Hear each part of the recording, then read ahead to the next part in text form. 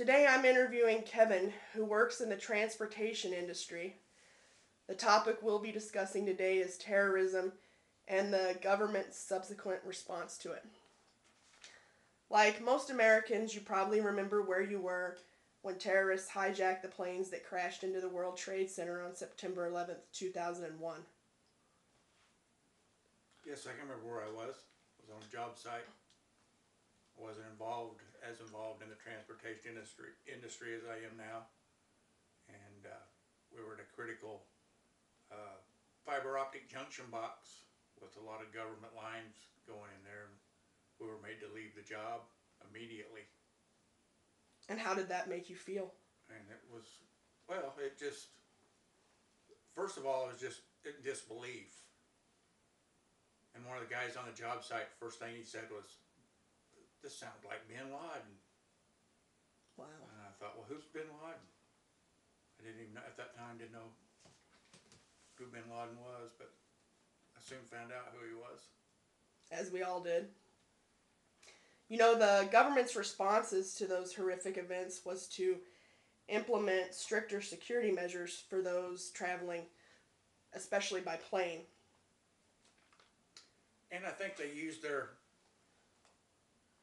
this terrorist attack to further enhance their political agenda. If you remember right, they soon after started tapping telephone lines and enacted the Patriot Act, which let them bypass a bunch of privacy laws and tap into our phones and everything. I do remember. And you know, sometimes you got to take the good with the bad. You got to think, well, we haven't had another terrorist attack, but the fact that we lost some of our rights I don't think is a good thing. But like I say, sometimes it's a give and take thing. You have to take the good with the bad. That's true. What was your last experience like traveling by plane? Last time I traveled by plane was pre 9/11, and the security was, you know, had to go through metal detectors and stuff, but there were no pat downs and no, you know, you could go to the airport an hour before the flight, no problem. Instead of the 2 hours that it is now? It's a different world now. No, it's quite different from the way things are now. She's rubbing on them. Over the past few years, it seems that security measures have increased in severity. Would you agree with that statement? Oh, yes. Even though you haven't flown, you've heard of the different policies they've implemented? Oh, yeah. I drive truck, and I'm a member of the Highway Watch. And that's you know, something that we, you know, now everybody that's in that's looking around for odd looking stuff and, you know, things out of you know, people and things out of place. Suspicious activity. Right, suspicious activity. And you're required to report it? Well, you just do it, you know. It's a voluntary deal, so it's just, you know, we're all out there involved, and, you know, everybody is in one way or another touched by transportation. You know, grocery stores have to have, you know, food. Everything you consume or use is brought to you by truck. Right. So. How do you feel about the newly implemented pat-downs and full body scans? Do you believe that these practices violate the 9th Amendment's protection against illegal search and seizure?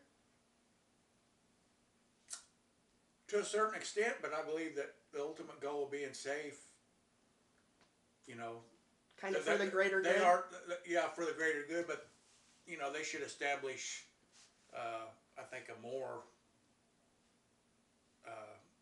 you know, the frequent flyer people that they see all the time. Mm-hmm. They shouldn't have to be patted down every time. They should have a system where, you know, like a speed pass. Yes. So, in your opinion, has the government been successful so far? Well, we haven't had a terrorist attack, but I think they've hurt the airline industry a little bit. People are a little more reluctant to fly. Oh, yeah, it's definitely true. I think a lot of people do alternative modes of transportation than flying. You know, it's interesting you mentioned that, because I was going to ask you if you could describe the policies particularly the security measures used when screening passengers traveling by, say, bus or train. You don't hear a lot about those, do you? No. I honestly can't think of anything that they do other than, the standard metal detectors. And one thing as part of this highway watch, we were shown what the circumstances would be at the Twin Towers had two semis crashed into the buildings at ground level with the same amount of fuel that was in the airplanes, and although 3,000 lives were lost, Mm-hmm. give or take, it would have been tenfold more. It would have been 30,000 lives lost if it had been a land-based attack. Wow. So the question remains, should we beef up security for other modes of transportation, or do you think we need to reevaluate what we're doing and come up with a system that would not only keep us safe but protect our rights as citizens also?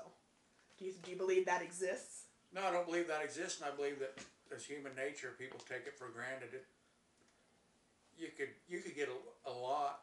You can go in certain buildings now and just act normal and everything, and have contraband on you, and they'd never know. Or go down the street. There's some. The TSA does like tests. Mm-hmm. They'll go in and say, hey, that that van that's been sitting outside. Well, it's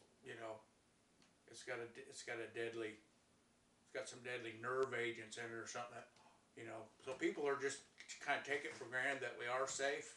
Mm-hmm. And I think they should develop a system to and introduce it into other modes of transportation to keep us safer.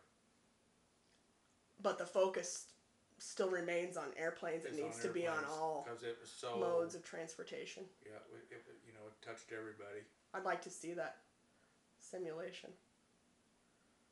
Yeah, I would too. Yeah. Because it sounds interesting. Well, thank you for letting me interview you today. I appreciate it. And this concludes our interview. Thanks so much for having me.